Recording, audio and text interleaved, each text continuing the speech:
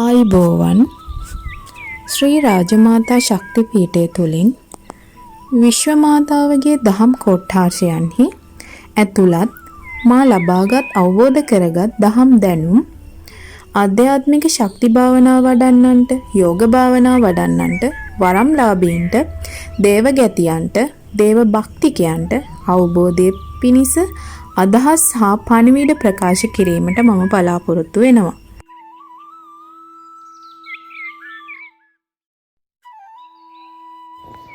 ආයුබෝවන් ශ්‍රී රාජමාතා ශක්තිපීඨය තුලින් අද මම කතා කරන්න සූදානම් වෙන්නේ දේව ආකර්ෂණයේ හිමි කෙනෙක්, ශක්ති මාලාවන් හිමි කෙනෙක්, වරම් මාලාවන් හිමි කෙනෙක් මේ වන විට යම් හේතුන් මත සිර වෙලා සිටිනවා නම් නැවත එම මාර්ගයට යාමට තමන් තුලින් වඩවා ගත යුතු ප්‍රතිපදා කීපයක් පිළිබඳව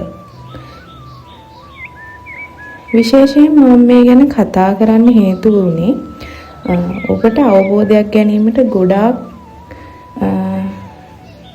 මේක බලපායි කියලා සාධක කරගෙන. ඉතින් ගොඩක් අය ඉන්නවා වරම්ලාභී දෙවියන් හරහා තමන් වෙත ලැබෙන ආකර්ෂණය නිවැරදිවම ලබා ගන්න ආකාරය පිළිබඳ නිතරම සොයමින්. ඇත්තටම මෙවැනි අයට සිහිනයෙන් හෝ භාවනාවෙන් හෝ තමන් පහන් ආලෝක දල්වන අවස්ථාවට හෝ මේ අවස්ථාවල ඊටාම සුබ වූ විවිධ වූ දුර්ලභ දර්ශන තමන්ට පෙනිලා ඇති, පේනවා ඇති. ඉතින් දේවාකර්ෂණය සහ ආලෝක කිරණ මේ තුල දේවාකර්ෂණය දෙවියන්ගේ දර්ශනය ආලෝක කිරණ මේ තුලින් ඊටමත් දුර්ලභ විදිහට පෙනෙන අවස්ථාවන් එවැනි අයට පවතිනවා. ඊට පස්සේ මේක පෙනිලා නොපෙනී යනවා. නැවත එම දර්ශනයන් ජීවිතේටම දැකගත නොහැකි අවස්ථා තියෙන්න පුළුවන්.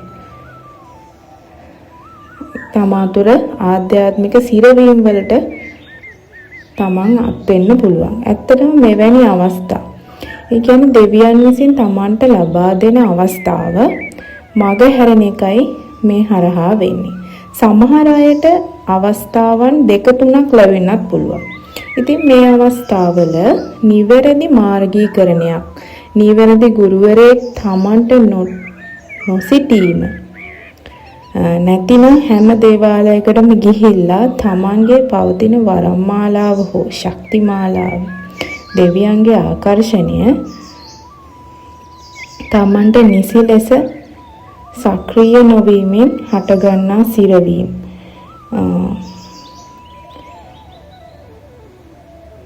හරහා තමන් බොහෝ දුරට අපහසුතාවයට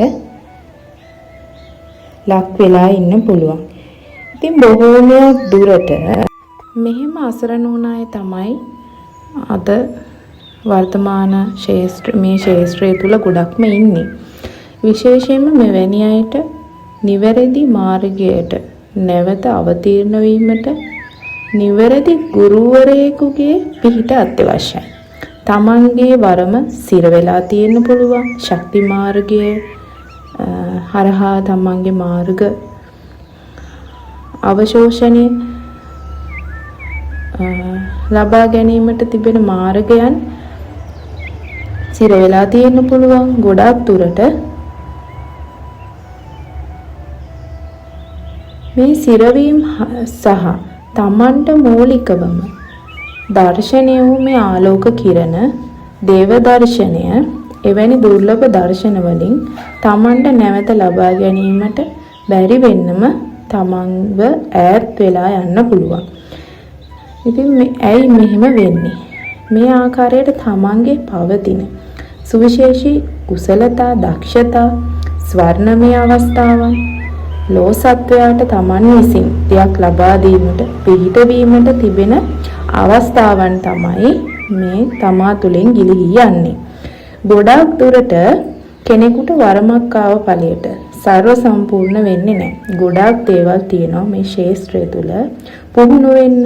මේකට විශේෂයෙන්ම මේ අවස්ථාව නැතිවීමට බලපාන්නේ මේ ආකාරයෙන් තමා තුළ ගොඩනැගෙන අනවබෝධය මත සහ යහපත් ගුරුවරයෙකුගේ සම්බන්ධතාවය නොමැති වීම. ඉතින් මේ ආකාරයට තමන්ට ලැබුණ අවස්ථාව නිසි ලෙස තමන් තුළින් ගිලිහි ගියාම නිසි ලෙසය පවත්වා ගත නොහැකි වුණාම ගිලිහි ගියාම ඊට පස්සේ තමයි මේ අය ගොඩක් අසරණ වෙන අවස්ථාවන් වෙන්නේ. මම මෙහෙම දැක්කා, මට මෙහෙම වුණා, අන්තිමට මෙලෝදියක් නැතුව ගියා කියන හැඟීම තුල යාලා අසරණ වෙනවා. ඉතින් මෙහි අවස්ථාවන් වලට ගොදුරු වෙන සමහර අය ඉන්නවා, මට මුණ ගැහිලා තියෙනවා, තොරතුරු විමසලා තියෙනවා, බුද්ධ වන්දනාව කරනවා කියලා, පිරිත් කියනවා කියලා, බෝධි පූජාවල නිරත වෙනවා කියලා, තමන් විශ්වය වෙත පහනක් දැල්වනවා කියලා විවිධ ආකාරයෙන් තමන් මේ තුලින් නැවත මාර්ගය සකසා ගැනීමට, තමන්ගේ මානසික පීඩාවන් දුරු කිරීමට, තමා වටා ඉන්න අනවශ්‍ය දෝෂයන් බලපෑම් තුලින් ආරක්ෂා වීමට මෙවැනි දේවල් වල නිරත වෙනවා කියලා. ඊට පස්සේ මේ තුල නිරත වුණාට පස්සේ එවැනි අය කියන්නේ මොකද්ද දන්නවද? ඊට පස්සේ කියනවා ඒ වෙලේට සහනයක් ලැබෙනවා. ඒ නමුත් නැවත තමන් හිටිය තත්වයටම පත් වෙනවලු. ඉතින් මේක කිසිම දිනක පැවතුමක් තියෙන දෙයක්, තමන්ට නිදහස් නිරවුල් මාර්ගීකරණයක් ලබා ගන්න සුදුසු ප්‍රතිකර්මයක් නෙවෙයි. ඇයි මෙහෙම වෙන්නේ? තමන් තුළ පවතින ආභ්‍යන්තර සිරවීම යථා තත්ත්වයට පත් කිරීමට පිරිත් කියලා ගන්න බෑ. මේගොල්ලෝ මේ කරන්නේ නිවන් අවබෝධ කර ගැනීමට මාර්ගයක් ලබා ගැනීමටද මේ දේවල් කරන්නේ නැහැ. බුද්ධ වන්දනාව කරන්නේ බුදුන්ගෙන් ඉල්ලන්නේ වරම හදා දෙන්න, මගේ සිරය ඇරලා දෙන්න, මගේ මේ තියෙන පීඩාවන් අයින් කරලා දෙන්න කියලා තමයි බුදුන්ගෙන් ඉල්ලන්නේ. එතකොට බුදුන් වහන්සේගේ දර්ශනය තුල කොහෙද වරම් දෙන්නේ, වරම් ගන්නේ, වරම් හිර කපන්නේ කියලා තමා විසින්ම අවබෝධ කරගත යුතු දෙයක්. මූලිකවම අත්‍යවශ්‍ය තමන් තුළ අත්‍යවශ්‍යතාවය පවතින්න ඕනේ තමා සතු අවබෝධය. තමන්ගේ මේ ගිලෙහුණු වරම ශක්ති මාර්ගය, දේවියන්ගේ බැල්ම ආකර්ෂණය නැවත ලබා ගන්නේ කොහොමද කියන අරමුණ අත්‍යවශ්‍යතාවය තමා තුළින් නැවත රෝපණය කරගන්නේ කොහොමද? මාර්ගයක් තියෙනවද? ඔව්, ඇත්තටම තියෙනවා. මූලිකවම ගැඹුරින් හිතන්න කාරණාවක් නැහැ. මේක සරලව හිතන්න ඕනේ. ඒ තුලට ඔබ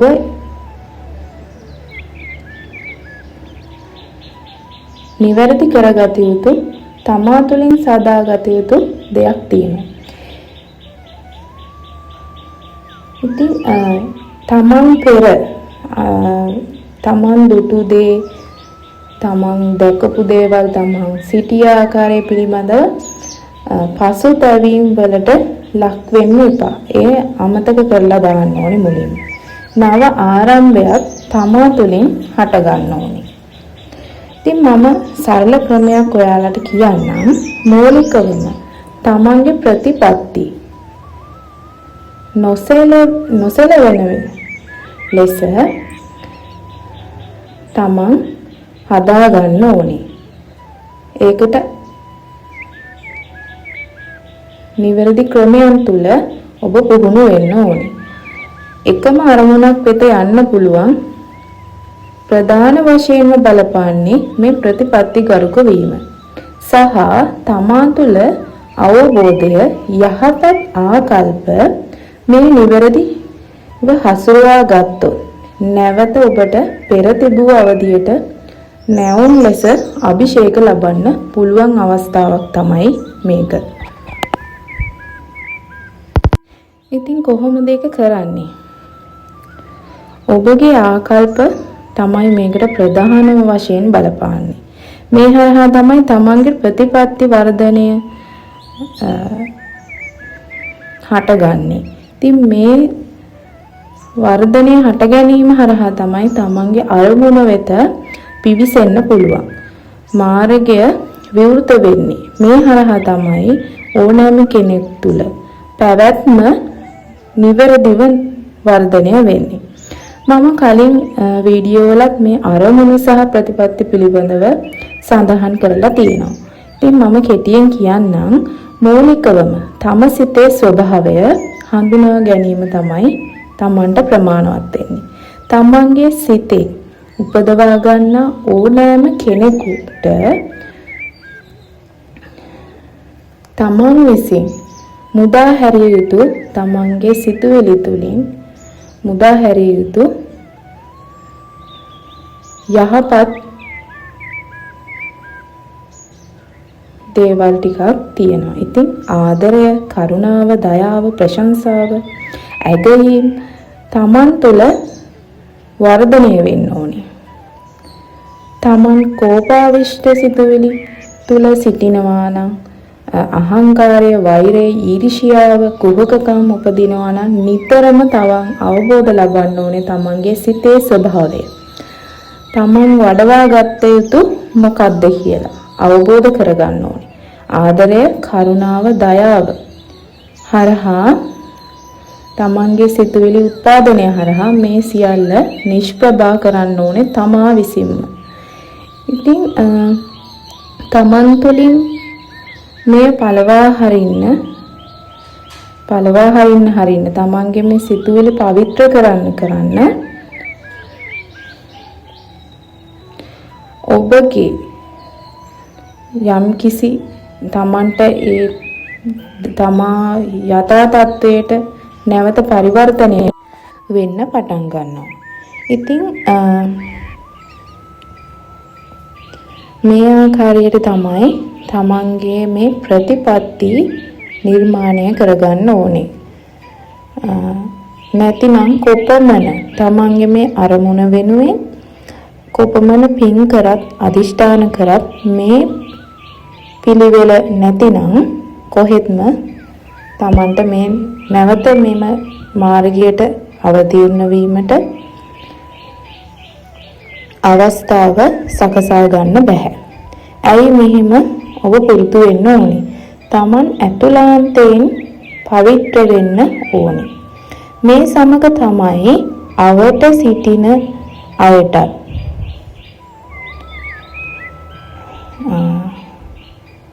තමන් ආදර්ශයක්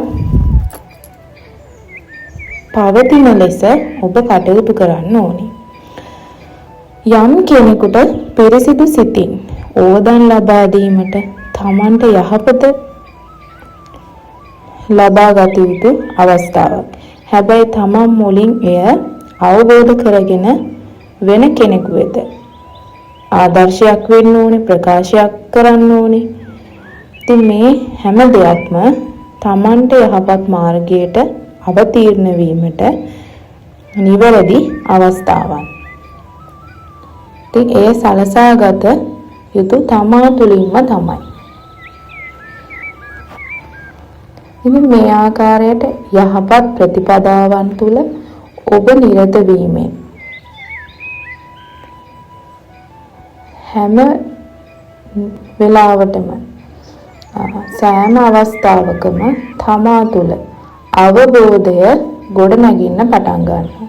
මේ තුලින් තමයි ඔබට ප්‍රතිපත්ති පූර්ණ වීමට අවස්ථාවන් ගොඩනගන්නේ.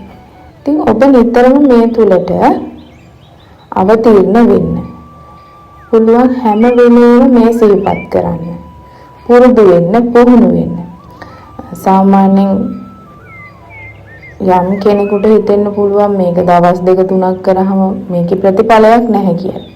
නමුත් ඔබ නිතරම දවස් මනින්න නැතුව, මාස සති ගණන් අවුරුදු මනින්න නැතුව තමන් නිවැරදිව තමන්ගේ ශීලමය ප්‍රතිපදාවන් මේ ආකාරයෙන් ගොඩනගා ගන්නවා නම් තමන්ගේ සිතේ ස්වභාවය අනුව කාල සීමාවන් ගොඩනැගින්න පුළුවන්. ඉතින් ඒ නිසා මේක දින සති මාස ගණන් බල ඉන්නේ නැතුව තමන්ට මූලික වශයෙන් තමන්ගේ සිතේ ස්වභාවය අවබෝධ කරගන්න.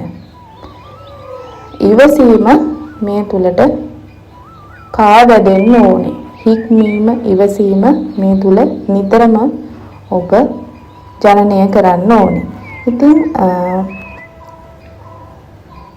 මේ හරහා තමයි පවිත්‍ර සිතුවිලි අදිෂ්ඨාන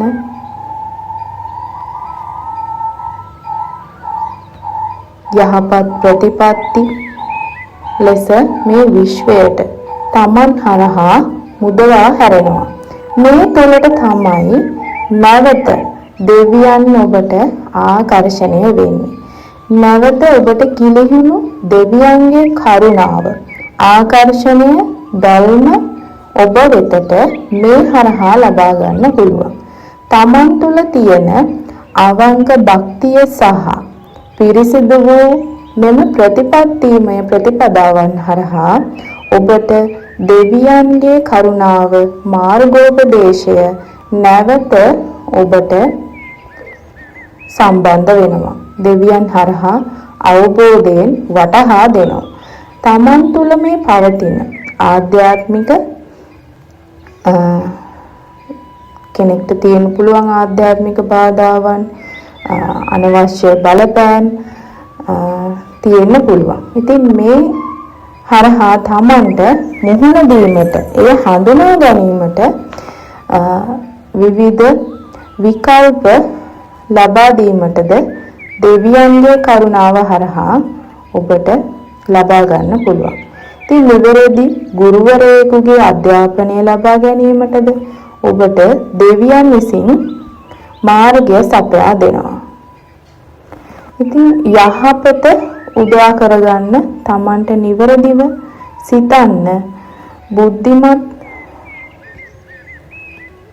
තීරණ ගන්න ඔබට නිවැරදි අවකාශයක් මේ දෙවියන්ගේ කරුණාව බැල්ම නැවත ඔබට මුදා හරිනවා.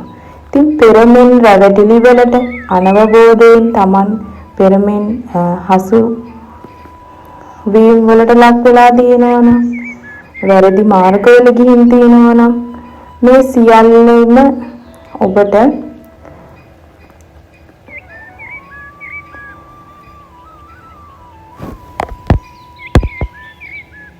අවබෝධය ලබා ගැනීම සහ බුද්ධිය වර්ධනය කර ගැනීමෙන් නිසි මාර්ගීකරණය ඔබට දෙවියන් හරහා සම්ප්‍රේෂණය කරනවා. ඉතින් මේ ආකාරයට මූලික වූ දේවාකර්ෂණය ඔබ තුළ පැවති මූලික වූ දේවාකර්ෂණය ශක්ති අවකාශයන් ඔබ මේ ආකාරයට සිරවීම වලට ලක් වෙලා තියෙනවා නම් පැහැදිලිව සරලව ඔබට නැවත එය වෙතට යාමට නැවත අවදි වීමට මෙන්න මේ සාධකයන් ඔබ පුහුණු වී බලන්න. මූලිකවම තමා තුළ ගොඩනගාගත යුතු ප්‍රතිපදාවන් තුළ ඔබ නිරත වෙන්න. ඉතින් ඒ පිළිබඳව මේ තමා තුළ හදාගත යුතු දේවල් පිළිබඳව තමයි මම මේ වීඩියෝවේ ප්‍රකාශ කරන්න උත්සාහ කරේ. ඉතින් නැවත මෙවැනි වීඩියෝ එකකින් ඔබව හමු වෙන්න එන්න. ඔබ සැමට ශ්‍රී රාජ මාතා ආශිර්වාදයම ලැබේවා.